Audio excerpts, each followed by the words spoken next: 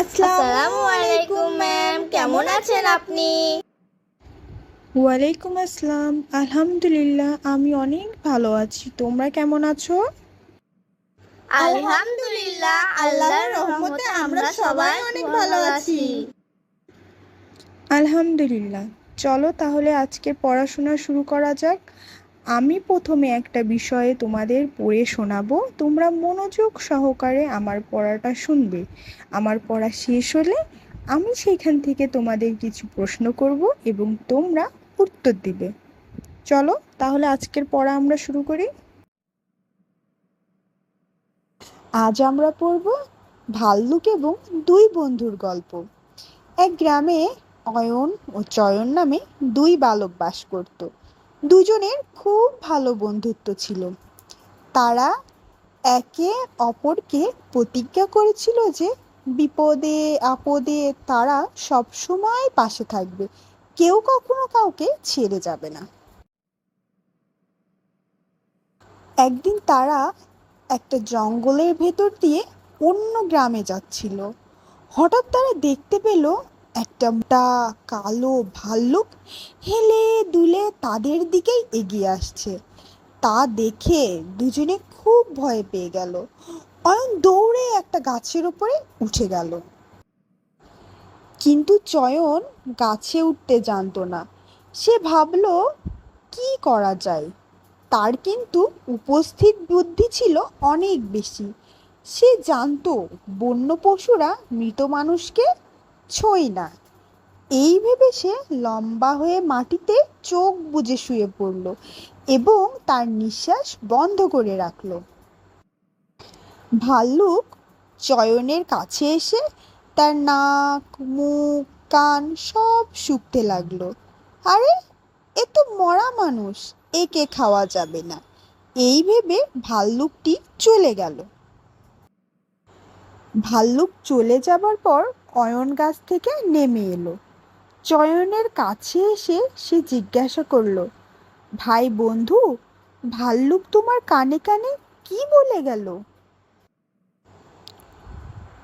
চয়ন জবাব দিল, তোমার মতো স্বার্থপর বন্ধুর কাছ থেকে সব সময় দূরে থাকার জন্য ভাল্লুক আমাকে সাবধান হতে বলে গেল। তোমরা কি সবাই আমার পড়া বুঝতে পেরেছো? জি ম্যাম, আমরা আপনার পড়া বুঝতে পেরেছি। ঠিক আছে, তাহলে এবার আমি তোমাদের সবাইকে একে একে প্রশ্ন জিজ্ঞাসা করব। স্নিগ্ধা, তুমি বলো, দুই বন্ধু কোথায় বাস করত? দুই বন্ধু একটি গ্রামে বাস করত। মারুফ, এবার তুমি বলো যে তারা দুইজন একে অপরকে কি প্রতিজ্ঞা করেছিল? তারা প্রতিজ্ঞা করেছিল যে বিপদে আপদে একে অপরকে সবসময় সাহায্য করবে, কখনো কেউ কাউকে ছেড়ে যাবে না। স্নেহা, এইবার তুমি বলো, একদিন তারা কোথা থেকে যাচ্ছিল? একদিন তারা গভীর জঙ্গলের মধ্যে দিয়ে যাচ্ছিল।